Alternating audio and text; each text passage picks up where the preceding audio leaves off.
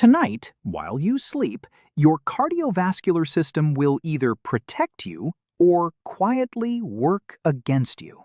Not based on anything dramatic, not based on a diagnosis or a genetic predisposition or a family history you cannot control. Based almost entirely on what you did in the hours before you turned off the light. The meal you ate, the pill you took or didn't take, the temperature of your bedroom, whether your airways stayed open or collapsed dozens of times while you lay there completely unaware. Most people think of sleep as the one part of the day when the body gets a break. Cardiologists think of it differently. The hours between midnight and 6 in the morning carry the highest statistical risk of heart attack and stroke for adults over 60. Not the afternoon, not the morning commute, the quiet hours when no one is watching, but your habits are. What happens during those hours is largely determined by decisions that felt completely routine before bed. That is what this video is about. Here is something worth understanding before we get into the specific habits.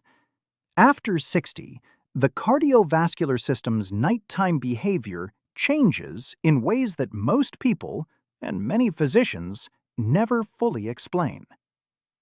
In a healthy body, blood pressure naturally dips between 10 and 20% during sleep. The heart rate slows. The arteries relax.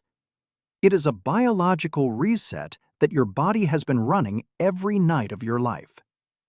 But after 60, that system becomes less reliable. Blood vessels stiffen. Pressure regulation becomes less precise. And the hormonal signals that used to protect the heart during sleep, signals that were automatic at 40, begin to weaken. Think of it this way. During the day, your cardiovascular system has backup mechanisms. It compensates. It adapts. At night, many of those mechanisms are offline. The body is running on a skeleton crew, which means the margin for error, the biological tolerance for a bad habit, a missed medication, a poorly timed meal, gets dramatically smaller after 60. And what fills that narrowed margin is almost always something that felt completely harmless at the time. Before we go any further, I'd like to mention our 2-page PDF in the description below this video. It is called the Senior Patient Toolkit, and the link is seniorsaids.com. It helps you check your medications for dangerous combinations. It also gives you a word-for-word script you can take to the hospital on your next doctor's appointment. It will only take you 30 seconds to download, and it's free. Get it now or after this video. Let's continue. All right, the first habit is one that will be immediately recognizable to most people watching this. And that familiarity is exactly why it has been doing damage for so long without anyone connecting it to their heart. Eating a large meal late in the evening. Not an unusual meal, not fast food or an excessive feast. Just a normal dinner eaten at 8 or 9 at night, followed by the couch, followed by bed within an hour or two. The pattern is so common it barely registers as a behavior worth examining. But from a cardiovascular standpoint, a heavy meal within 2 to 3 hours of sleep is one of the most underestimated stresses the heart faces, and it hits differently after 60 than it did at 40. Here is what most seniors miss about late eating. When you eat a large meal, your digestive system demands an enormous increase in blood flow. Your heart has to pump harder. Blood pressure rises. Triglycerides, the fats circulating in your blood, spike sharply within 2 to 4 hours of eating. Now, layer that on top of going to sleep. Your body expects the evening to be a wind down.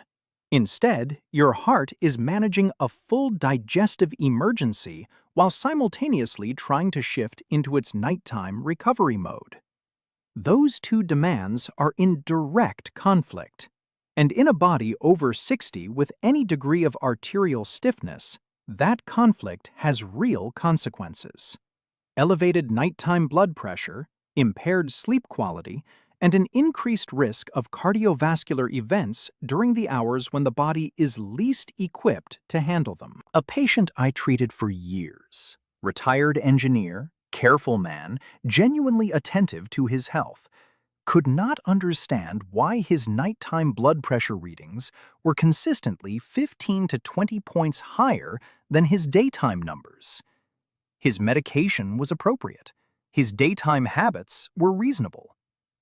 The answer was dinner at 8:30 every night, followed by television and bed by 10. Moving his main meal to 6:30 and keeping anything after 8 light, fruit, a small amount of protein, nothing heavy, brought his nighttime readings down within 3 weeks without changing a single medication. The fix is not complicated. Finish your main meal by 6 or 7 in the evening. If you eat later, keep it small and protein forward. Give your heart the wind down it is biologically designed to have. The second habit involves something that a significant number of seniors over 60 are doing, or more precisely, not doing, in a way that creates serious cardiovascular risk during exactly the hours when that risk is highest. If you take medication for high blood pressure, the timing of that medication matters more than most doctors take time to explain. Blood pressure follows a predictable curve through the day for most people, rising in the morning, peaking in the afternoon, dipping at night. But a significant portion of adults over 60, particularly those with hypertension, do not get that natural nighttime dip. Their pressure stays elevated or surges during the early morning hours, a pattern called nocturnal hypertension. Most people have never heard of it, and it is dangerous in ways that daytime hypertension is not. Your doctor may never mention this, but the arterial walls at 3 in the morning are not braced for impact the way they are during the day. A pressure surge while you sleep hits differently than the same surge at 3 in the afternoon. It is more likely to rupture a vulnerable plaque inside a coronary artery, more likely to trigger clot formation, more likely to produce the kind of event that sends someone to the emergency room at dawn with no warning whatsoever. If you take your blood pressure medication only in the morning, it may be wearing off by the time you need it most. The Hygeia chronotherapy trial, one of the largest studies ever conducted on blood pressure medication timing, found that taking antihypertensive medication at bedtime rather than in the morning reduced the risk of major cardiovascular events by nearly half compared to morning dosing. Nearly half. That is not a minor adjustment. That is a potentially life-changing conversation that takes 2 minutes with your physician, and that most seniors have never had. The question to ask is simple and direct. Should I be taking my blood pressure medication at night rather than in the morning? That question alone, raised at your next appointment, could be the most important thing you do for your cardiovascular health this year. The third habit is one that most households treat as an annoyance rather than a medical warning sign. And that misclassification has been quietly causing cardiovascular damage in seniors across the country for years. Snoring. Specifically, the kind of loud, irregular, interrupted snoring that is almost certainly a sign of obstructive sleep apnea rather than benign noise. Here is what surprises many people when they learn this. Over 30% of adults over 60 have some form of sleep apnea. The vast majority have never been diagnosed. They have no idea what is happening to their heart every single night while they sleep. During an apnea episode, breathing stops for 10 seconds, 40 seconds, sometimes longer. It might happen 30, 40, 50 times per hour. Each time, oxygen levels in the blood drop sharply.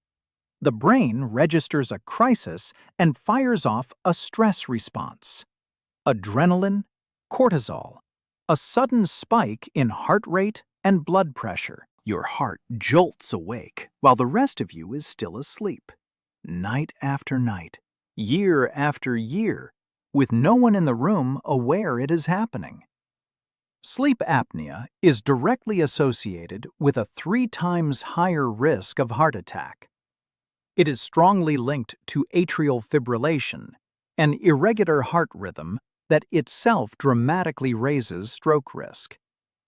And because the person is asleep for all of it, they often have no idea until something serious happens. That sounds harmless. A little snoring, a little tiredness in the morning, until you do the math on what 40 apnea episodes per hour does to an arterial wall over 5 years. The warning signs are not always obvious. Yes, loud snoring is one. But watch for waking up with headaches, feeling exhausted after a full night of sleep, needing to urinate frequently during the night, waking with a dry mouth or a feeling of gasping. If any of those sound familiar, talk to your doctor about a sleep study. This is not optional for seniors over 60 with any history of cardiovascular disease.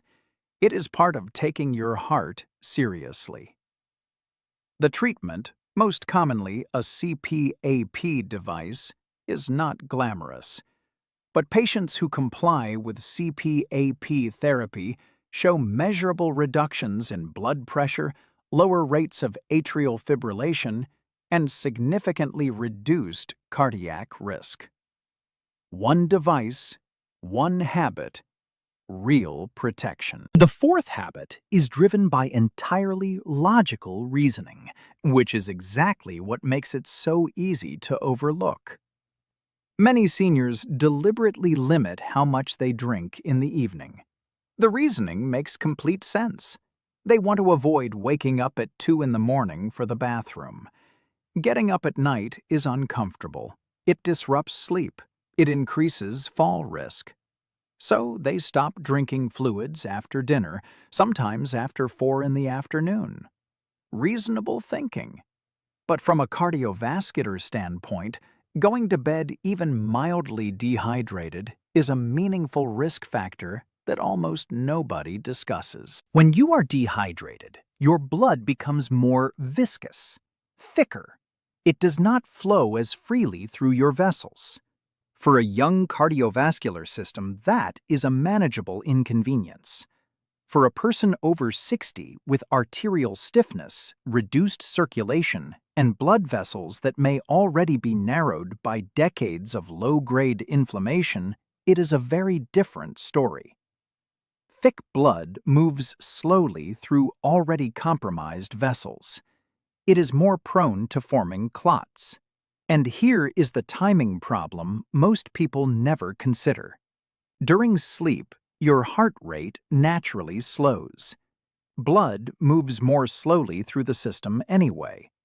Combine that with thicker blood, a lying still body, and vessels that may already be narrowed, and you have created precisely the conditions under which strokes and heart attacks cluster in the early morning hours. The fix is genuinely simple: a full glass of water before bed. Not a large amount, 8 ounces, enough to ensure your blood is not thickening unnecessarily while you sleep. Keep another glass on the nightstand. That moment of mild thirst at 2 in the morning is your body asking for something your heart also needs. The fifth habit is one that almost every patient I mention it to has never once considered in terms of cardiovascular health. What temperature is your bedroom at night? Most people think about comfort, personal preference, maybe what their partner prefers. Nobody thinks about what their heart prefers. But there is a specific temperature range within which your cardiovascular system operates optimally during sleep. And outside that range, your heart is working harder than it should be every single night without you knowing. When your bedroom is above about 22 degrees Celsius, roughly 72 Fahrenheit, your body works throughout the night to dissipate heat. Blood vessels dilate. Heart rate stays elevated. Sweating increases fluid loss, which brings us right back to the dehydration problem. And sleep quality drops. You spend less time in the deep restorative stages where the heart gets its best overnight recovery. On the opposite end, a bedroom that is genuinely cold, below 16 or 17 degrees Celsius, creates a different kind of cardiovascular stress. Cold causes vasoconstriction. Blood vessels tighten to preserve core body heat. Blood pressure rises. The heart has to push against more resistance. For someone with existing coronary artery disease or hypertension, that nighttime pressure increase is not trivial. The optimal range for sleep and cardiovascular protection is 18 to 22 degrees Celsius, 65 to 72 Fahrenheit. One thermostat setting. Real protection. And it costs nothing to change. Most seniors have never been told this number. Now you have it. 5 habits. And what I want you to notice before I give you the action plan is how ordinary every single one of them is. A late dinner. A morning medication taken without questioning its timing. A snore that the family has learned to sleep through. An evening without enough water because the bathroom trip feels like too much. A bedroom that runs a few degrees warmer than optimal because it feels comfortable. None of these habits announce themselves as dangerous. None of them produce immediate symptoms. None of them would make a reasonable person stop and think, "This is hurting my heart." That invisibility is not an accident of biology. It is the nature of cumulative cardiovascular damage. It builds in the background, in the dark, in the quiet hours when no one is paying attention. And by the time it announces itself, in a lab result, in a blood pressure reading that won't come down, in an event that nobody saw coming, it has been building for years. Here is what changes starting tonight. Finish your main meal by 6 or 7. If you eat later, keep it light. Ask your doctor specifically about evening dosing for your blood pressure medication. Bring up the Hygieia trial by name if you need to. If you or someone in your household snores heavily or wakes up exhausted despite sleeping, schedule a sleep study. Drink a full glass of water before bed and keep one on the nightstand. Set your bedroom between 18 and 22 degrees Celsius tonight. 5 changes. None of them require a prescription. None of them require a specialist. They require the decision to take seriously what happens to your heart in the hours when you are not awake to notice. Your heart does not stop working because you fell asleep. Give it the conditions it needs to protect you while it does. One last thing. Don't forget the free resource I mentioned earlier in this video. It is called the Senior Patient Toolkit. Go to the description and download it now. Cheers!